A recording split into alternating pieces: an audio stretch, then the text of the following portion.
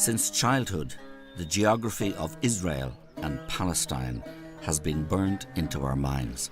Bethlehem, Jerusalem, Jericho, Hebron. Names we are familiar with from school and history. We're also familiar with them from news reports, but with Syria and the terrorist threat now dominating headlines coming out of the region, Israel and Palestine have fallen off the radar. While politicians, diplomats and journalists are focused elsewhere, the situation facing people living through this long-running conflict continues to worsen. 2017 marks the 50th anniversary of the war that defines the modern and highly contentious geography of the region. Since 1967, Israel has militarily controlled much of the West Bank, land the international community recognizes as being the basis of the intended Palestinian state. 50 years on from that war, people in the region continue to live a daily reality of occupation, segregation, restrictions of movement and violent conflict. And as we approach this anniversary, I travelled with international aid agency Trócaire to Israel and Palestine to see how the lives of people in the region have been affected by 50 years of conflict. We're not equal, we don't have the same rights, so this is apartheid. This is obvious apartheid. You go out to the street, throw some shot grenades, knock on some doors, make some noise, run to the other corner of the street, invade another house, wake up the next family, and that's basically how you pass your 8-hour shift. There's ongoing blockade, there's deepening poverty, there's rising unemployment, and there's no hope. This is occupation, this is wrong, this is a violation of what I believe in as a rabbi from my Jewish tradition. It is a violation of international law. This big elephant is in the room and nobody sees this elephant and nobody wants to see the elephant. And the elephant is the Israeli occupation. Most of the Israelis don't care about it, have no moral doubts about it, have no question marks and don't deal with it at all.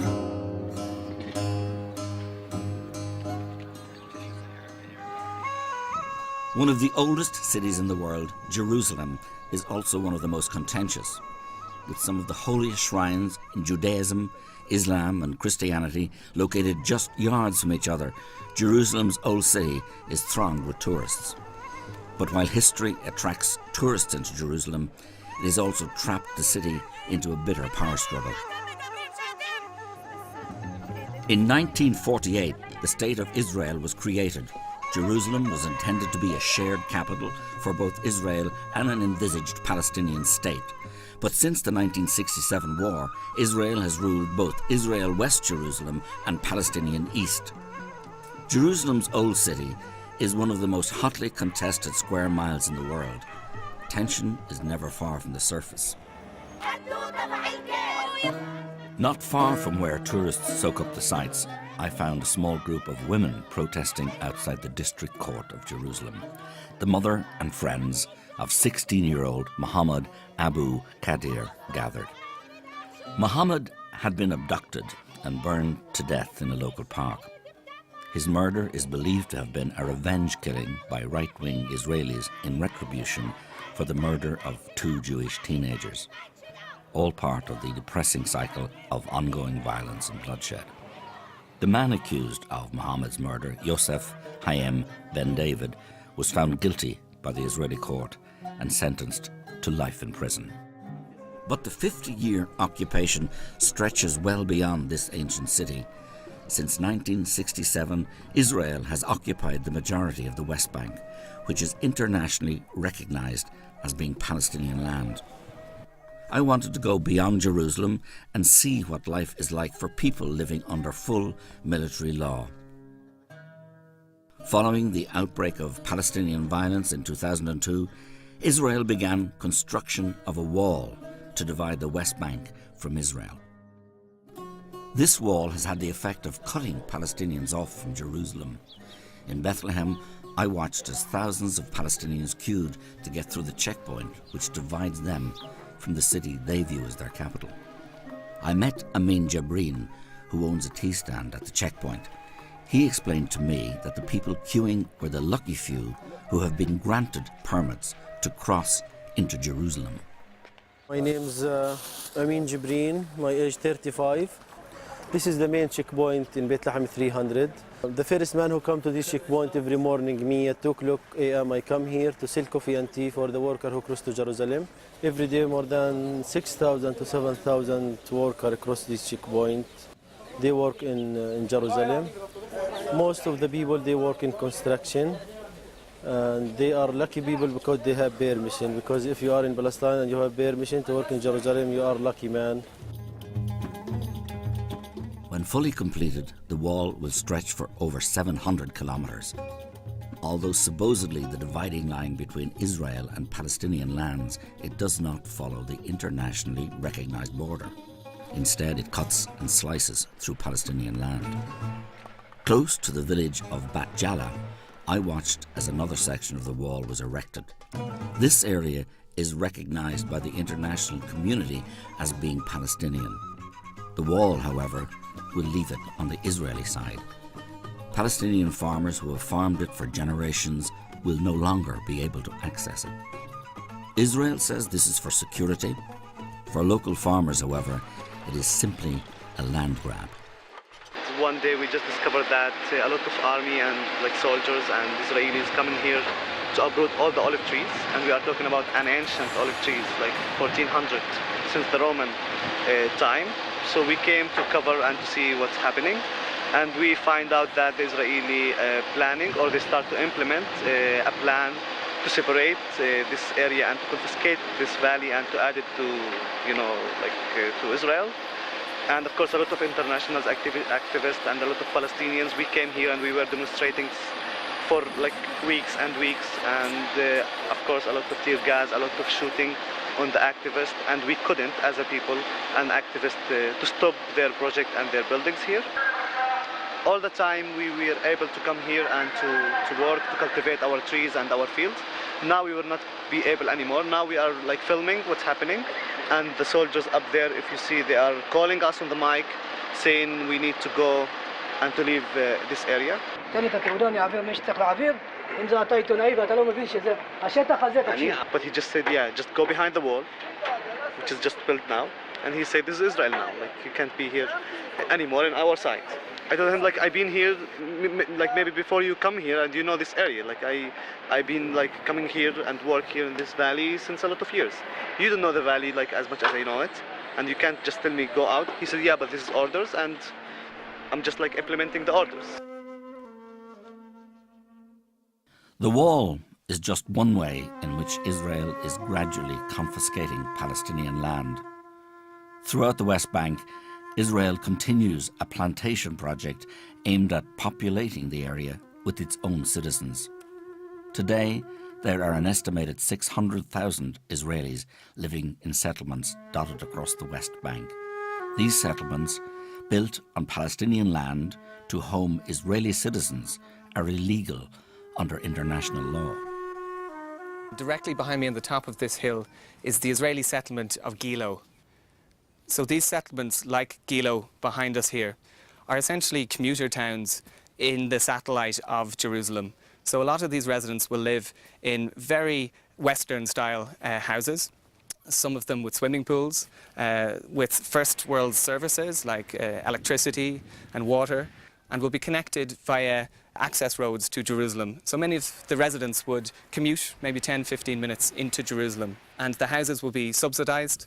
So it's cheap housing, they get tax breaks, and many would consider themselves not settlers but living in neighbourhoods of Jerusalem. The only problem being that this isn't Israeli land, this is Palestinian land, this is confiscated Palestinian land. So these settlements are built on occupied territory.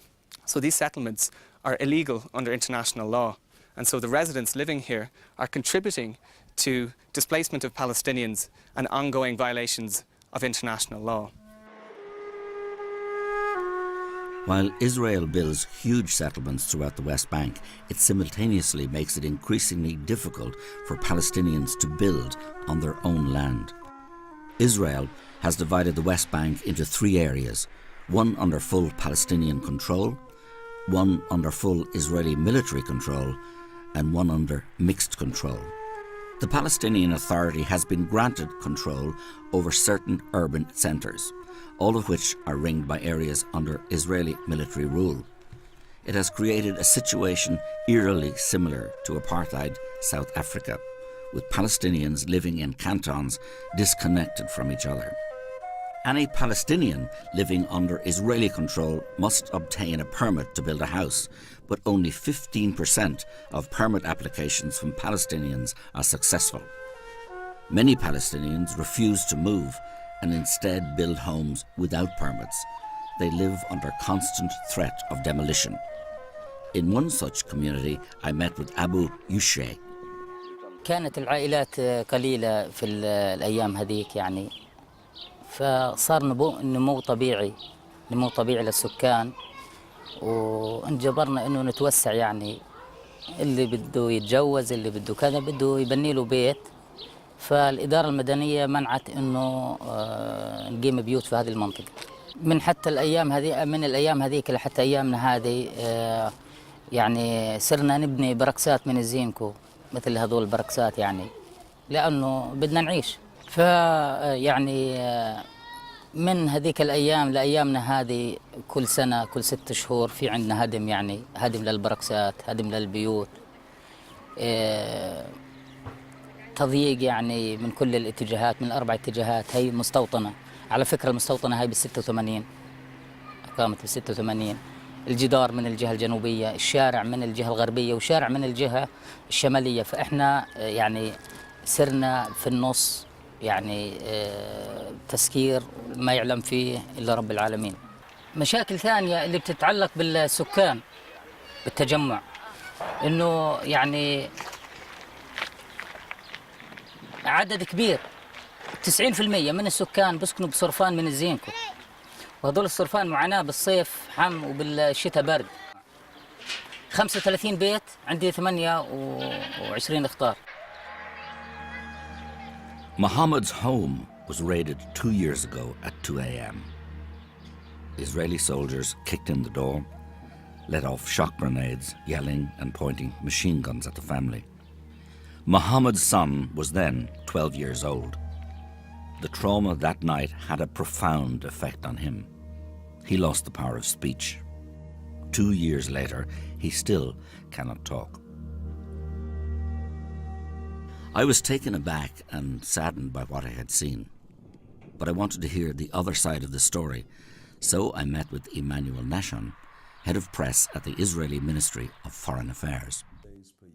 In those areas which are under Israeli control, we do not allow people to build without a permit. Yes, you can't build anywhere, everywhere, just wherever you feel like building. It doesn't work that way, and it's not about Palestinians or Bedouins, it's about everybody. Why do you think that an Israeli would be able to build something without a permit? Of course not. It depends whether you really want to build something for yourself or whether you are trying to create a provocation.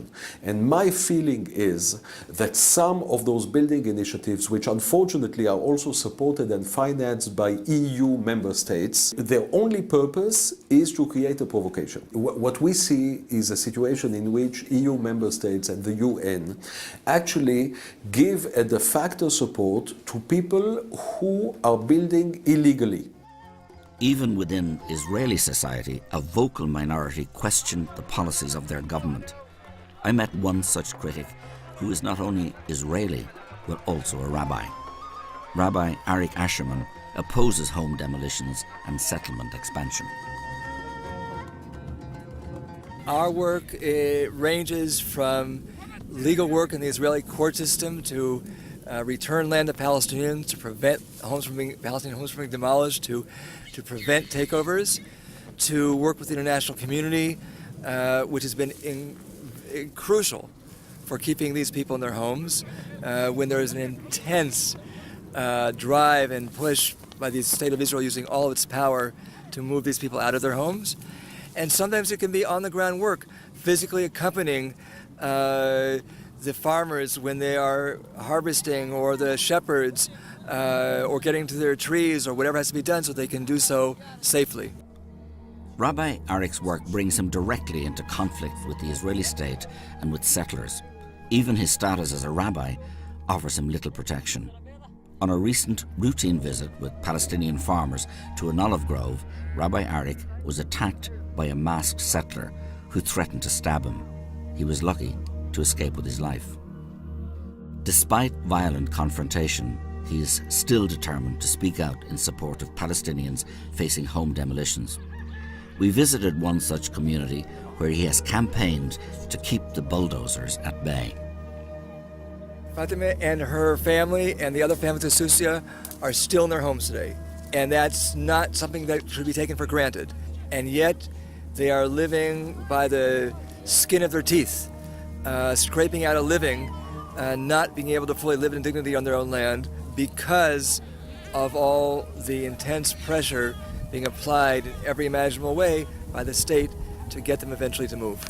It becomes a human rights issue when, in the name of a negotiating position, agree with it or disagree with it, you try to basically expel people from their homes. And that's what we have down here. This is occupation. This is wrong. This is a violation of what I believe in as a rabbi from my Jewish tradition. It is a violation of international law. Close by, Rabbi Arik brought me to another community who are waiting for a date in court to appeal against the demolition of their home. We're here in a small village, a community called Tarek in the south Hebron Hills, and we've come here today with Rabbi Arik, and he's negotiating on behalf of the community here to prevent this house behind me being demolished. They're in court tomorrow morning, and the homeowner says that if this demolition order is carried out, they'll have to return to living in tents. They had to build without a permit because they had a new family and they couldn't get a permit. Now he's asking, what would you want to tell the judge? What are you going to do if you come and demolish your home? I'd like to tell the judge, before you were a judge, you were a little boy or a girl, and then you grew up, and then you got married and you built a home, and we're the same. Would you agree that someone would come and demolish your home and leave your children without a roof over their heads, exposed to the elements and to the sun? You may be a high court judge, but you're also a human being. And you should understand from your human feelings that we just want to live and have normal lives here. The difficulties Palestinians face in gaining building permits also extends to other resources.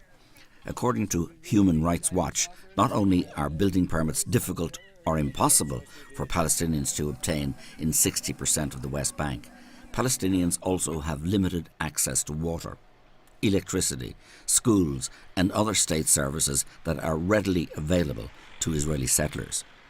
Water is among the most contentious resource. I visited one area where locals say their traditional water supply has been rerouted to serve settlers. We're here just outside Jericho at the Aluja Spring. This, as you can see behind me, is a dry spring bed where before water flowed freely all year round. That is until 1967, when the Israelis came in here and built this pumping station behind.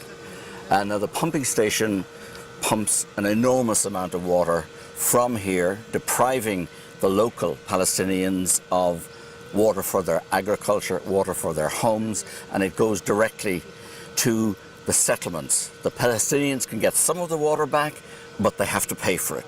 The charge is hotly contested by the Israeli government.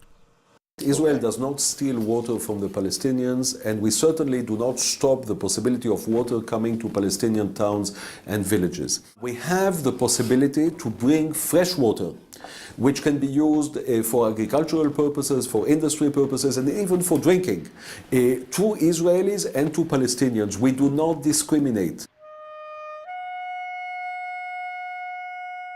The different treatment given to Israeli and Palestinians living in the West Bank shocked me. Even the legal system people live under is defined by their ethnicity. Israeli settlers living under civil law, while Palestinians are subjected to military law. But I'd seen nothing yet. If people in rural areas suffer discrimination, the city of Hebron takes it to a whole new level. Like Jerusalem, Hebron is claimed by both Israelis and Palestinians. Although located deep in the heart of the West Bank, Israeli settlers claim the city. To defend them, the Israeli military has shut off the historic centre of the city to Palestinians. We met Israeli writer Gideon Levy, whose weekly column for Haaretz newspaper often highlights human rights abuses in the West Bank. If you want to see the Israeli apartheid in a nutshell, go to Hebron. There's no other place in which you can see it in the most crystal clear way. I mean, when a whole community is expelled from their homes, thousands of people, from their shops. When you live in a ghost town where there is almost only Jews living there after all the Palestinians had to leave out of fear because of the threats that they were living under and the violence that was implemented against them, and because of the army. If you see streets which are allowed only for Jews and roads which are allowed only for Jewish owners, what is it if not apartheid? Yehuda Shaul knows these streets well. As a sergeant in the Israeli Defense Forces, he patrolled them nightly. He says that his orders were clear: to disrupt the lives of Palestinians in any way possible. The IDF is supposed to protect the people who live here. Our orders as soldiers on the ground are very different. We are told we are here to protect the settlers. If we see a settler attacking a Palestinian, not our job. That's the job of the Israeli police. So I stand in a post, and I was standing in a post, and dozens of times, right in front of my eyes, settlers are beating up, are throwing stones, are breaking windows, are cutting electricity lines to a Palestinian house, and my orders are not to interfere. The concept in the IDF is that if Palestinians will get the feeling that the Israeli army is all the time everywhere, they'll be afraid to attack. So what do you do to make them feel this way? You make your presence felt. In Hebron, you have 3 patrols, that's their job, to make their presence felt. You start your night shift patrol, 10 o'clock till 6 o'clock in the morning. You choose a random house, the officer, the sergeant who leads the patrol. I was a sergeant leading these patrols for a while, yeah? Bump into a house, wake up the family, men one side, women the other side, search the place. You can yourself imagine the dynamics, what happens when a military unit bumps into your house at 2 o'clock at night. Finish searching the place, you go out to the street, throw some shock grenades, knock on some doors, make some noise, run to the other corner of the street, invade another house, wake up the next family, and that's basically how you pass your 8-hour shift. My deputy company officer threw a tear gas canister on a Palestinian kid, 3-4 years old, in a balcony, eating watermelon because he was collecting intelligence against us. Yeah, the guy was this size. He was having a competition with his radio guy whether who can fire a tear gas canister into a Palestinian home while the family is inside under curfew, cannot leave. A sergeant in my company killed a Palestinian young man with a rubber-coated bullet to his chin from around 10 meters away. Shaul's actions in Hebron eventually led to him questioning the Israeli military's presence in Hebron and throughout the West Bank. He went on to establish Breaking the Silence, an organization of former Israeli soldiers who now campaign against the occupation of Palestinian land. The turning point for me was towards the end of my service. I was based outside of Bethlehem, and I was suddenly able to see myself in the mirror. We basically started having these conversations about things we've done and seen. And the one thing we kept bumping into was the realization that people back home in Israel have no clue. You know, like, our own society is sending us here to do the job, so to speak, without understanding what doing the job means. So we decided to bring Hebron to Tel Aviv. That was our slogan. Yeah, we wanted people back home to know what's going on. The Israeli occupation is not in the Israeli discourse. People know very little about the occupation. People don't know about the occupation, don't want to know about the occupation. Most of the Israelis have never been to the occupied territories, and they couldn't care less. And in June 1st, 2004, we opened a photo and video exhibit in Tel Aviv. We were 64 people from my unit. Our photos on the walls, our faces on the screen with video testimonies about what we've done. We became the story of the country for the week. If you would come to me 12 years ago when we started and tell me that today I'll be sitting here after about 1,100 soldiers broke their silence, I would probably laugh in your face. And here we are, after about 1,100 soldiers broke their silence, understood what they've done. Yeah, stood up in front of the mirror, saw himself in the mirror, and took a stand and broke the silence. And their story is now up here in front of our society, demanding from us as a society to take responsibility. That's for me the most important thing. Today, Shaul works with the very Palestinian communities he once ruled over. Among them is Abel Rahman Samalia. My name is Abdurrahman, and I live in this house. This is my house. This is where I live. If a settler came to my house and attacked me in my house, if he went to the police station and said that I attacked him, by the law, I'm guilty until I prove the opposite. So by the law, I will go to jail. And they are innocent until not I prove the opposite, but the police proves the opposite. The Palestinians who are living here, they are all under the military law. The settlers who are living here, they are under the civilian law. We're not equal. We don't have the same rights. So this is apartheid. This is obvious apartheid. I live in Hebron in an area called Tal Rumeda. It's really, really hard and difficult to live next to the settlement. I was 10 years old when I started school here in this area. From 10 years until maybe 18, and it was the same, like it was all attacking. They attacked us physically, they throwing stones, they throwing dirty water, eggs, anything you imagine. They can do anything you imagine. I'd never seen anywhere like Hebron before. A ghost town filled with the pain of people who had been evacuated. It was eerie to walk down its empty streets. On one of the streets that is off limits to Palestinians, I met an Israeli settler who lives in the city. First of all, welcome to Hebron. It's the first historic Jewish city.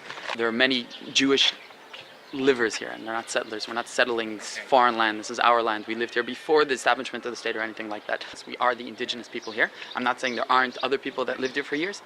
And I wish we can go back to the day, the way it was beforehand, where we lived side by side with true, real peace. There's organizations, NGOs, who mask themselves as human rights or whatever they want to call it, which use it as an agenda to spew that hate and that violence and keep it going, because if us and the local Arabs work it out, then they don't have a reason to exist. His words echoed those of official Israel.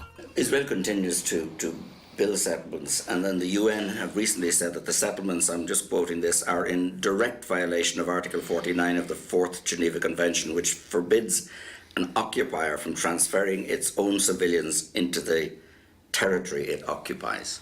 Well, we have a disagreement. We have a legal disagreement with the UN. And you don't agree with the UN on that? No. We do not agree on that statement at all. And the reason is the following. We do not consider this land to be occupied land. We have demonstrated time and again that when there is real peace, we are willing to uproot settlements. We have done it in Egypt. We have done it unilaterally in the Gaza Strip. The settlement blocks, which are most of them, or all of them rather, in the vicinity of the Israeli border, are meant to stay under Israeli sovereignty. But what we have discussed with the Palestinians some years ago was the possibility of a territorial exchange. We see the activity of settlement building as something which is not against international law, and something that needs to be discussed together with the Palestinians. But if the conflict in the West Bank is a gradual and systematic one, the situation in Gaza is more upfront. 41 kilometers long and 12 kilometers wide, Gaza is a tiny, self-governing territory that is home to almost 2 million people. With both Israel and Egypt having locked its borders to all but a select few, the majority of Gaza's citizens are trapped. It has become, effectively, the world's largest open-air prison.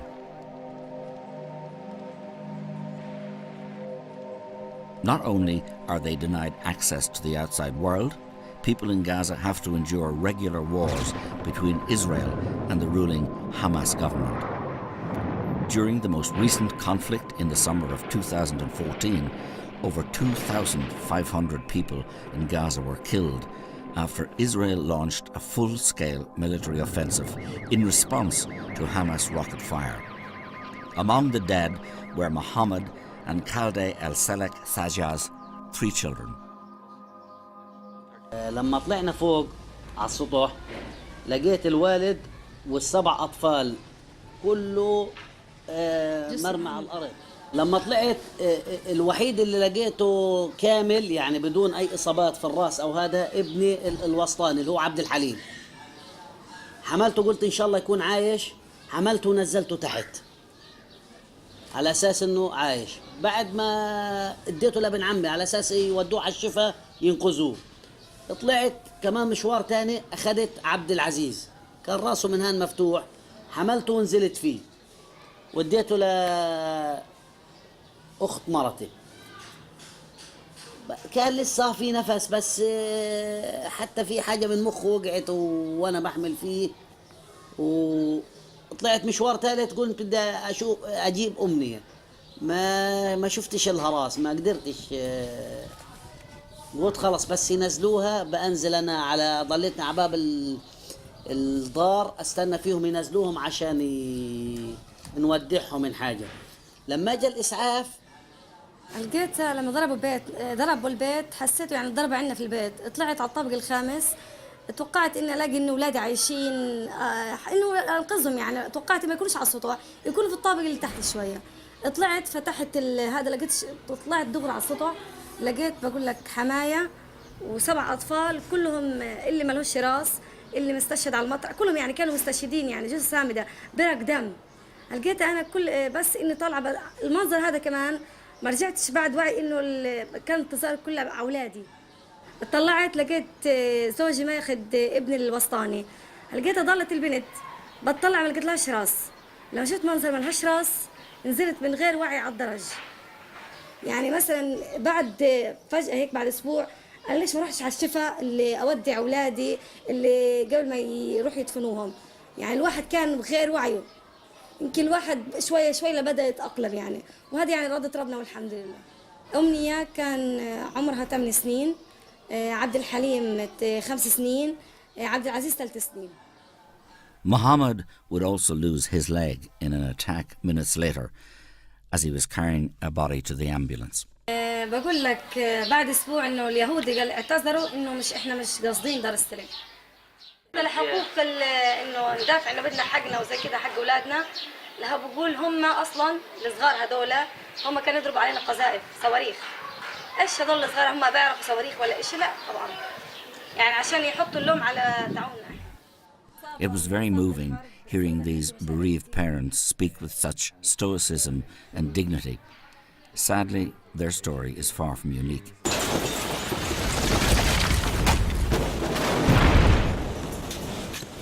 On the 10th day of the conflict, an Israeli missile hit the house of Talal Mohammed al-Hallow's brother. صاحب البيت اللي هو أخويا وزوجته مسنين وبناتهم وأطفالهم كلهم راحوا في البيت بالسواء مع الأرض.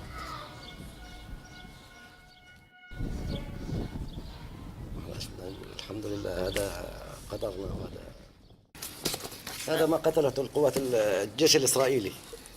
أطفال عمره 6 شهور سنة وسنتين، الأب والأم، ولا واحد فيهم في مقاومة، ولا واحد فيهم عسكري، ولا واحد فيهم لا حماس، ولا فيهم فتح، ولا في جندي، ولا في أي علاقة بهذا الشغل. قتلوا أطفال ونساء. Layla al-Hello lost her daughter during the war. طول الليل هي بتراسلني، تسأل عن يما كيف انتوا؟ أقولها يما احنا بخير الحمد لله رب العالمين. طول الليل لحد أول الليل هي بتسأل علي، تطمن علينا، أقولها يا الحمد لله بخير. لحد تقريبا الساعة 3 إلى 5 بالضبط آخر مكالمة إلها كلمتني. هي آخر مكالمة إلها كانت الساعة 3 إلى 5. ساعتها بعد تقريبا 3 إلى 5 وقع الدار على البيت عليهم. صرت أرن عليها جوالها يرن بس هي ما فيش حد. صار ابني يطلع من الشباك يشوف لقت بيته بالكوم تراب. Israel maintains that these wars are the inevitable result of Hamas aggression. There is no doubt that Hamas and other militant groups are guilty of war crimes by indiscriminately firing rockets into Israel. Human rights groups and the international community point to the disproportionate response of Israel. During the 2014 conflict, approximately 1,500 Palestinian civilians were killed in Gaza, compared with 6 Israelis. The chair of the United Nations Independent Commission of Inquiry warned that the extent of the human suffering in Gaza was unprecedented and will impact generations to come. Despite the massive civilian casualties and international condemnation, the Israeli government maintained that they are fighting a war on terror. Hamas will use whatever it can in order to try and hurt Israel, even if the price is hurting their own population. There is no better way to describe Hamas. It's a bunch of Islamic hoodlums who have taken them over. It's a dictatorship. It's a bloody dictatorship. Imagine the following dilemma, and those are dilemmas that we have been facing every day. A group of Hamas people start shooting rockets or mortars from a schoolyard. Do we shoot back? Don't we shoot back? Whatever we do, it's bad. Walking through Gaza's streets, the impact of the ongoing blockade and cyclical violence was obvious. 1 in every 2 people in Gaza do not have enough food to eat. A third of the population are reliant on food aid. Basic infrastructure such as water, sanitation and health services are crumbling at the seams, while the unemployment rate at 42% is one of the highest in the world. Even its fishing community is denied access to fishing grounds that would enable them to earn a decent living. Fishermen can sail only a little over 5 kilometers from the coast. Many claim that Israel denies them even this limited access. سامي علي الجوجا صياد لي 15 سنة في البحر. عميل ونص على شاطئ رفح في الليل سارحين في عتمة اللي بنشتغل في الصناع. بقى على 3 ميل هو مفتوح البحر، عميل ونص احنا بنشتغل يعني في الامان ضاويين ضو يعني الاشاره ان هينا صيادين، لا ادانا انذار ولا اي شيء، طب علينا اطلاق نار. مين هذا؟ الطراد الاسرائيلي.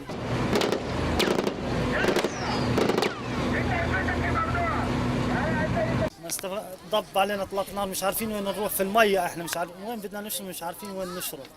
دمر الحسكه نهائي، ضرب الحسكه اول فجار نهائي. totally destroyed by a rocket. وصار يضرب علينا مباشر اطلاق قذائف نص ساعه وهو يضرب علينا يعني بدون رحمه ولا بدون رأفه ولا باي شيء. وانتهيت انا يعني الصياد بده ايدتين، انا بايد واحده بنفعش. طبعا دخلت انا جوا البحر لاصطاد طبعا السمك ولا اطعم العيال، يعني العيال، وانا يعني هذه رزقتي، يعني ما فيش لي غير هالرزق، يعني ما فيش بديل غير هالرزق. فكنا احنا على الحسكه المجداف، فاجونا طبعا الزوارق الاسرائيليه، ومسكونا ووقفونا. طبعا وقفنا احنا، فقال لنا اشلحوا وعيكم، وشلحنا الملابس اللي علينا، اخذونا عمينا سدوده، لقيت من سدوده من جوا، حطونا في غرفه، واحنا قاعدين في الغرفه طبعا اجى علينا تقريبا ما يعادل تقريبا من 7 إلى 8 جنود. طبعا معاملتهم كانت سيئه كثير، من يوم اخذوه من يوم 27 الشهر لهذا اليوم انا قاعد عن العمل، وانا بطالب جميع الدول وبطالب جميع المجتمعات وبطالب جميع يعني كل الدول العربيه والاجنبيه حتى كمان انهم يساعدوا الصيادين ويقفوا مع الصيادين بالنسبه للاعتقال وبالنسبه للمساعدات وبالنسبه لكل ايش يعني بيحتاجوا الصياد، لانه الصياد مهمش كثير. واحنا طبعا انا لما بنزل البحر بكون يعني فيش ثقه، يعني بكون نازل وانا خايف البحر، لانه من اعتقال من اي امور ثانيه، يعني فيش يعني هذا الناشده بس احنا. Generation after generation now, what grows in Gaza is a huge human tragedy. Even the UN declared that by the year of 2020, Gaza will not be a place where human beings will be able to live. And it's unbelievable how the world is watching it and does nothing about it. Sister Bridget Thai from Sligo has lived in Gaza since early 2015. She says that the biggest problem here is not violence or poverty. It is the complete loss of hope. I have a background in nursing and midwifery and management, and I speak a bit of Arabic and I know the Middle East, so I feel that I can bring something useful to the people here. What I saw at the beginning is what anyone can see: the poverty, the broken homes, the children on the streets. But as I get to know the people, that's when I hear the other things: the hopelessness, the fear for the future. Their children, 6 years old, have lived through 3 wars, so they're traumatized, they're clinging, they're crying, they're bedwetting. There's a lot of violence, domestic violence, because the people are traumatized. So the longer I stay, the more I see, and I actually feel it in myself, the hopelessness that is pervasive in Gaza. With the help of organisations such as Trócaire, Sister Bridget delivers medical care to children in Gaza. One of the biggest issues children face is trauma. Ola Dweek, a child psychologist who works with Sister Bridget, explains. كنت قبل بمستشفى الطب النفسي وبطلع على مستشفى الشفاء وبشوف الحالات وكنت بتعامل مع أطفال بكر. هدول الأطفال اللي كانوا على البحر وبيلعبوا كورة اجت الزوارق ضربت فاستشهد منهم 3 وبقي منهم 3 فكانوا كتير هدول الأولاد أجريسيف كتير وكل شيء فيهم تغير. وصلوا لحالة ذهان إنه خرجوا عن عقولهم. هدول الأطفال تعاملت معهم فترة معينة لكن بعد هيك تركتهم ما كملت معهم. بلشت أحس بالحرب من اللي سمعته من الناس بعد ما اشتغلت. في طفلة في منطقة الفلاحين. هاي منطقة الفلاحين كلهم طلعوا من بيوتهم في الحرب. الطفلة هاي خسرت أخوها كان بيعتبر لها الصديق والأب والأم بتحبه أكثر من أي حدا. فقدته قدام عينيها كان راكب على فزبة فلما شافته لحتى الآن بنت بتعاني إنه حاليا بتكتب رسائل لأخوها بتجيب لي هاي الرسائل عشان أقرأها إنه على طول بتحلم فيه بتشوف كوابيس في الليل. فهاي البنت أثرت فيها لأنه صار لي بتعامل معها سنة كاملة بس لحتى الآن كل ما بتيجي بتحكي عن أخوها. So we've known these people for 2 or 3 years. Some of them lost their homes, some of them took in other people, and we've seen them grieve, try to get their lives together, try to move on, try to look forward.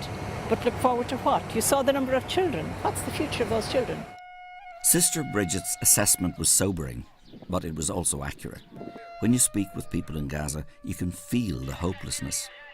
The United Nations has questioned the short-term viability of Gaza, warning that by 2020, many basic services will have collapsed.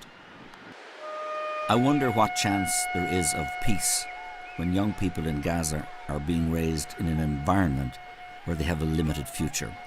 Such a situation plays into the hands of the extremists. Israel has legitimate security concerns due to the presence of armed groups who deny their right to exist.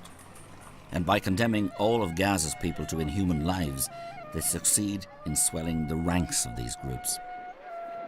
Without political movement, the cycle of violence seems destined to continue. I've just spent 2 days in Gaza, an extraordinary experience. I'm here in a caged area between Gaza and Israel. It's no man's land. We passed through 2 checkpoints down there, Hamas, Fatah, Palestinian checkpoints, back to back with Israeli checkpoints. It's like nowhere I've ever been. It's an open-air prison, 1.8 million people surrounded by a wall on one side and by the Mediterranean Sea on the other. And that sea is constantly patrolled by Israeli gunboats. We have met people who have been devastated by the war, families who have lost up to 11 people, children with horrific injuries. Having spent time in Gaza and the West Bank, it was very difficult to come away feeling positive. The conflict seemed so intractable, so deep and so ingrained. However, there are voices for peace. Before I left, I had a chance to meet a group of Israelis and Palestinians who work together. Combatants for Peace is an organization of former soldiers and militants who have joined together to call for peace and justice for all. I joined them outside of Bethlehem on their monthly rally in the shadow of the separation wall.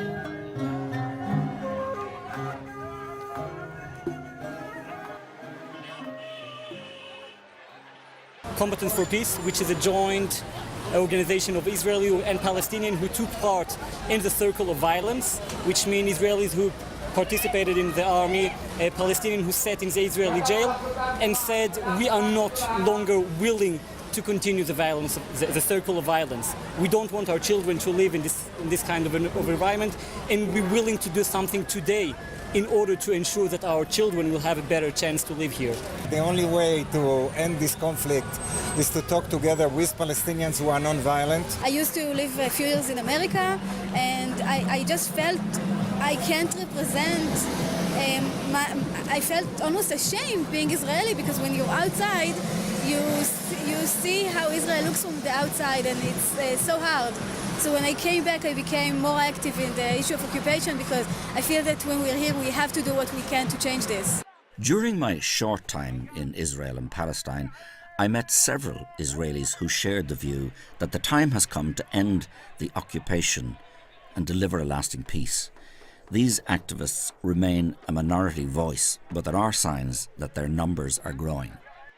In April 2017, two former heads of Israel's powerful domestic intelligence service claimed that the ongoing occupation was destroying Israeli society. Ami Elion and Carmi Gilon warned that the occupation was putting Israel on a path of incremental tyranny. It is a view shared by Dov Kenin, a member of parliament who has gone as far as accusing his own country of engaging in ethnic cleansing. The problem in Israel is not that people so much like the current situation. The most important problem is that most Israelis do not see an alternative. Most Israelis, in principle, were willing to have a two-state solution, to have an independent Palestinian state alongside Israel. The problem is that the right wing in Israel succeeded to persuade the majority of Israelis that this solution is not possible. The current situation is not a situation, a frozen situation. It is a deteriorating situation. And the fact that occupation is continuing, and the fact that many people, Palestinians and Israelis alike, are losing hope, this is, by itself very, very dangerous, because people without hope can do very, very bad things. After hearing so many stories of despair, it was inspiring to see people from both sides of this decades-old conflict coming together and calling for solutions. US President Donald Trump has met both the Israeli and Palestinian leadership and has vowed to make peace in the region his foreign policy legacy. Whether he can achieve that remains to be seen. On May the 27th, 2017, over 15,000 people gathered in Tel Aviv under the banner Two States, One Hope. They called for Benjamin Netanyahu's government to do more to secure the two-state solution many see as being key to securing lasting peace. A message from Palestinian President Mahmoud Abbas was read during the demonstration. The time has come for you and us to live in peace and harmony. We have accepted the decisions of the UN. We recognize Israel and accept the two-state solution. Now the time has come to recognize the state of Palestine. Israeli opposition leader and Labour Party leader Isaac Herzog addressed the rallies. This week, we saw an American president who is determined to bring peace between us and the Palestinians. We must put aside ego and connect a large political bloc that gives equality to minorities and is open to a variety of opinions. There are no easy answers to the situation in Palestine and Israel. Peace will be difficult to find and even harder to secure. What we do know is that blockades, land seizures, house demolitions and segregation will not bring peace to this land. It seems to me that these policies will only further drive the Palestinian and Israeli people apart. Ultimately, peace can only happen by people working together to find compromise and solutions. Only then is there a chance for everybody in this troubled land to live with the dignity and peace they all deserve.